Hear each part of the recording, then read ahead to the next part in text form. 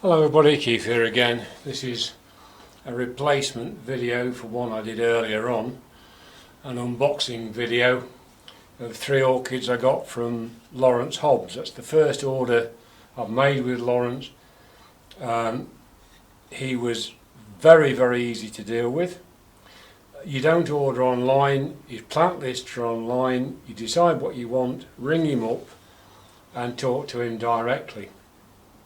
I found him very easy to get on with. I mean, I've met him a few times at shows and the like. He doesn't know me from Adam. It certainly isn't a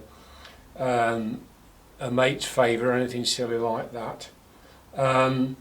But we had quite a long chat, and actually I was quite impressed because although he's very knowledgeable and I got quite a lot of good stuff from him, he was man enough to sort of admit where he was a bit weak, and that's not something a lot of people will do.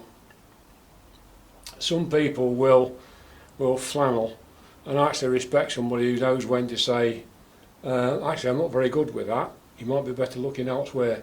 It goes right back to things I was told when I was doing talks and lectures and things like that. Somebody asks a question, you don't know the answer, don't waffle, just say, I don't know, if I can I'll find out and get back to you. So I respect anybody who is an expert but still knows what he doesn't know. So I ordered 3 plants. This is the first one. I'm hoping this is going to come out reasonably clearly. I'm afraid it's nearly dark. Well, it is dark outside. We've got no daylight left. This is Paphiopedilum delanatii. I've got one of those, but it's the vinicolor version. Now it isn't in flower, but you can tell it's a vinicolor by the leaf. I had one, but it was nothing like this good, and it died. Couldn't do anything with it. Just never thrived. I think this is going to be a much better plant. It's about the same size as my other one, which is doing very nicely on our kitchen windowsill. How can you tell whether it's vinicolor or the standard one? Well, the vinicolor, as its name suggests, is much darker in the flower. There's much more red pigment in its makeup, and it shows up on the leaf in 2 ways. Now, both types have got this same variegated leaf, which is quite attractive in itself, but on the ordinary one, this rim and the back of the leaf is purple. On this one, it's far darker, to all intents and purposes, and I don't know how well that's going to show up in this light from the overhead lamps, but it's incredibly dark purple. It might as well be black. So if you think of a really dark wine red, then that's what it is. And if it's got that, and if it's got the same around the very rim of the leaves, you've got a vinicolor. That's how you tell if it's not in flower. Now the next 2 are orchids I've never kept before. This was sold as a no ID Catasetum. I could have had this or a Cycnodes Jumbo Mickey, which was slightly more expensive. In talking to Laurence about it, he said the Jumbo Mickeys were going over, and if I hadn't tried to grow these before, it might be better to go for one of the cheaper ones because they were still in board, apart from being less of a monetary loss if it did turn its toes up. I managed to knock one of the buds off. It did have 3. I managed to knock one off in trying to unpack it, and I've got to stress again that these orchids were packed very well by Laurence. But the other thing he said is these flowers, when they come out, they are sort of like a dark chocolate spotted colour, so it's very distinctive. So with a bit of research we ought to be able to find out what the name is for it, but even if we can't, it sounds as if it's going to be a nice thing. Now it sounds, from my research online that you treat these a lot like you treat peonies, except, unlike peonies, planies, however you want to pronounce it, these are warm growing. So you don't need to chill them or anything like that. In fact, you've got to do quite the opposite. But in exactly the same way, once they start to go and come into flower and what have you, you stop watering them, you let it use all the energy in that bulb, and you don't start watering it again until it's got a new growth coming. And from something I was reading yesterday, it was suggested that every now and then you spray the roots on the new growth, because they don't absorb water initially, and there's no point watering it until they do. Obviously it's not going to take it up.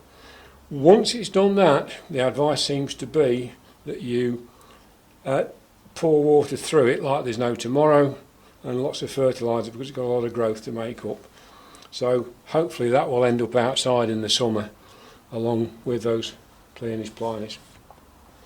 And then we've got this. This is a primary cross Masdevallia hybrid, and this one is called Patricia Hill. I've never kept Masdevallias. I would never have contemplated keeping one of these, except I've had some success with three Restrapias I got from Burnham's, and I've got an idea of what I might do. I want to see whether I can use this glass jar as a sort of a deep humidity tray. I'm not sure how well that's going to work, because these things want to flop over, but we'll see. We can only try. It certainly is going to need humidity, and in here at the moment it's probably not bad. It's time is it now? It's 5:10 at night, and it's 56%, so it's probably not too bad. It's only 18.2 degrees, so the temperature certainly isn't going to be a problem for it. But more than that, this is an absolutely cracking plant. I don't know Mazzies, obviously, never kept them before, but you don't need to be an expert to see there's flowers out. There's, what have we got? 1, 2, 3, 4, 5, 6, 7, 8, 9, 10 flower spikes that I can see, without even looking very hard. So after these 4 have gone over, there's another 10 to come. We've got new growths on it. So this is a plant in very, very good condition. Wherever Laurence has got it from, he's done well with it. This is Patricia Hill. I did look it up. It's a primary cross.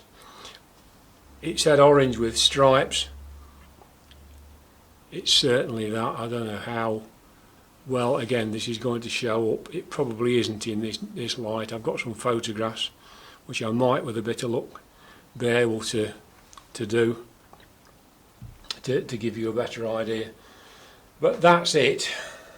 I'm sorry it's a weird little video.